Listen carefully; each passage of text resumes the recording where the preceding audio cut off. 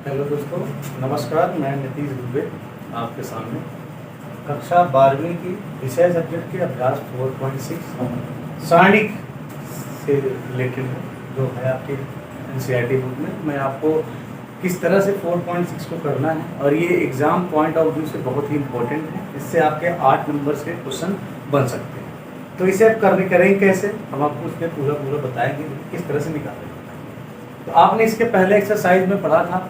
जिन्होंने पहली एक्सरसाइज सिर्फ नहीं पढ़ी थी वो हमारे पुराने वीडियो में जाएं, लिंक आपको जो है आपको बॉक्स में मिल जाएगा, उससे करके पुराने एक्सरसाइज को भी पढ़ सकते हैं। हमने वहाँ पे डिस्कस किया था किस तरह से हम जो है माइनस और कोफैक्टर्स निकालते हैं, और माइनस कोफैक्टर्स को निकालने के बाद हम एडजेंस ए निकालेंगे और फिर ए इनवर्स निकालते हैं। इनवर्स के बाद हम जो है अब हम जो 4.6 में सीखने जा रहे हैं उसको हम समीकरण निकायों की सहायता से किस तरह से हम उसको आप रूप में बदल के उसके बाद हम ए इनवर्स से एक्स वाई का मान निकालेंगे, वो हम जानते हैं। जैसे मान लिया 2x + 3y = 6 है, और 4x और -2y = 3 है। ये हमारे पास दो समीकरण निकाय हो गए। अब इस समीकरण निकाय को हम किस तरह से लिख सकते हैं? इस समीकरण निकाय को हम लिख सकते हैं, आपको लिखेंगे कि उपरोक्त समीकरण निकायों को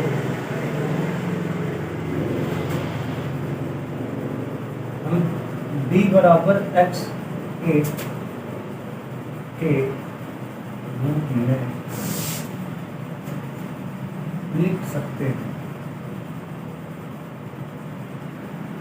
और जहां जो a होगा वो आपका क्या होगा भैया?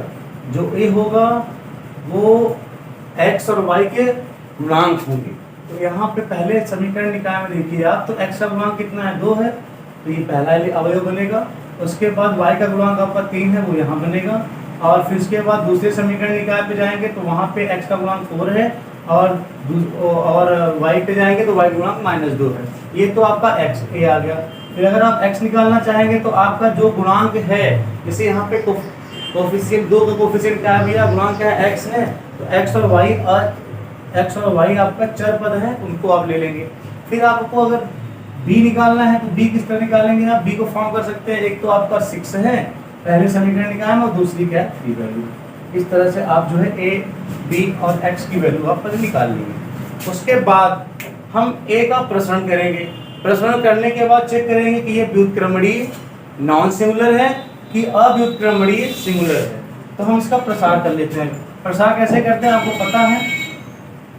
डिटर्मिनेंट्स a इसकी इसमें मल्टीप्लाई करेंगे। पहले भी हम इसकी मल्टीप्लाई करते हैं। 2 की -2 में करोगे तो -4 हो जाएगा, और फिर 4 का 3 में करेंगे -12 हो जाएगा। इसको आपने सॉल्व किया तो आपका पता चला कि ये आपका -16 आ गया, जो कि भैया ≠ 0 है। मतलब ये कैसा है आपका? ये आपका व्युत्क्रमणीय है, व्युत्क्रमणीय है। अतः ए इनवर्स का अस्तित्व होगा यह है, और आपका जो ए का जो है अद्वितीय हल होगा। जो ए हमारे पास मैट्रिक्स है, जो ए हमारे पास आव्यूह है, इसके उसके अद्वितीय हल होंगे। अब हम आगे सॉल्व करना शुरू करेंगे। अब आपको मैंने बताया पिछली वीडियो में कि अगर हमारे पास जो मैट्रिक्स का ऑर्डर है, जो मैट्रिक्स की कोटि है, वो कोटि अगर 2 × 2 की कोटि में होता है तो हमें उसका एडजेंस निकालने में कोई दिक्कत नहीं आती। हम सीधे क्या करते हैं? एडजेंस निकालने के लिए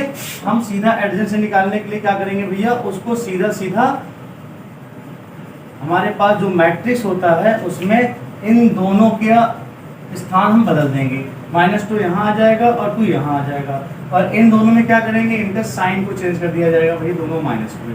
यही आपका इसका एडजेंस आएगा। इसमें आपका जो माइनस और कोफैक्टर निकाला जाता है वो आपको नहीं निकालना है, सीधे आप एडजेंस से निकाल सकते हैं। और एडजेंस से अगर आ गया आपका तो सीधा आपको फॉर्मूला पता है ए इनवर्स का। वो क्या होता है? 1 में डिटर्मिनेंट्स a × एडजेंस a होता है। आप सीधे वैल्यू को रख दीजिए तो ए इनवर्स आ जाएगा। ए इनवर्स बराबर 1, डिटर्मिनेंट्स आपका कितना है भैया? -16 आया हुआ है, और एडजेंस a कितना आया हुआ है? -2 2 -4 और -3। इसको आप सॉल्व कर, आपका पहली बार ये इनवर्स आपका ये निकल के आ जाएगा भैया, आपका ये इनवर्स निकल। अब हमें क्योंकि समीकरण निकायों से x और y का मान ज्ञात करना है, तो आपका a इनवर्स आने के बाद हम लिखेंगे, क्या लिखेंगे, x बराबर a इनवर्स इंटू बी। ये कहाँ से आया भैया, ये कहाँ से आया, ये इसी का भैया परिवर्तित रूप होता है। जैसे आपके पास b इक्वल टू एक्स ए है, अगर हम क्या करें, इसको अगर देखना चाहते हैं कि भाई ये इस तरह से कन्वर्ट कैसे हुआ, तो इसमें क्या हुआ, हमने a इनवर्स से दोनों पक्षों में गुणा कर दिया भैया। गुणा करने पर तो a inverse into B is equal to X A inverse. आपको पता है कि अगर a में a इनवर्स का गुणा होता है तो क्या मिलता है भैया, वो आइडेंटिटी बन जाती है। तो आइडेंटिटी बन जाएगी तो क्या बनेगा, a inverse into B equal to X बनेगा ना भैया। तो ये जो आया है वो उसी का परिवर्तित रूप आया है, तो हमने यहाँ पे परिवर्तित कर लिया, क्योंकि हमें क्या ज्ञात करना है भैया, x और y का मान ज्ञात करना है। तो रख दीजिए भैया, x की वैल्यू क्या है, हमने पहले निकाल रखा है, x और y है। और a इनवर्स कितना आया भैया आपका, a इनवर्स है 1/-16 और -2, 2, -4 और -3। और b की वैल्यू क्या है भैया आपकी 6 और 3। अब सीधा आप गुणा करेंगे भैया, गुणा करेंगे 1/-16 रो का कॉलम में, तो -2 का 6 में और प्लस -3 का 3 में। इसी तरह से इसका इसमें करेंगे -4 का 6 में और प्लस 2 का 3 में। कितना हो जाएगा भैया, सॉल्व करेंगे इसे आप तो आ जाएगा 1/-16, ये 6 दूना 12, -12 और -9 तो माइनस का 21। और इसे करेंगे तो 24 में आप 6 को ऐड करेंगे तो आपका कितना बचेगा भैया, माइनस का 18 बचेगा, है ना भाई। अब आप चाहे तो माइनस को कॉमन ले लेंगे और ये जो है प्लस बन जाएगा, या फिर सीधा आप क्या कर सकते हैं, अब आप हमारे पास जगह नहीं है तो हम क्या करेंगे, इसे मैं रख कर देता हूँ, मैं यहाँ लगाया। ये आपके पास हमारे पास बचा हुआ है x y इक्वल में, ये हमारे पास है -1/16 और यहाँ आ गया -21 और अपॉन में -18। अब अगर चाहे तो आप सब में डिवाइड कर दीजिए, सीधा आपका क्या हो जाएगा भैया, x y ये हो जाएगा आपका क्या, -21 अपॉन में -16 और -18 अपॉन में -16, माइनस कट जाएगा भैया। आप कंपेयर कर देंगे, x का मान आ जाएगा 21 अपॉन में 16 और y का मान आ जाएगा 18 अपॉन। और छोटा करना चाहते हैं आप तो ये आप और छोटा करते 9 अपॉन में 8 हो जाएगा भैया, 2 से डिवाइड करके। ये आपकी वैल्यू आ गई x और y। इस तरह से आप 2x2 की कोटि के समीकरण निकायों से आप x और y का मान ज्ञात कर सकते हैं।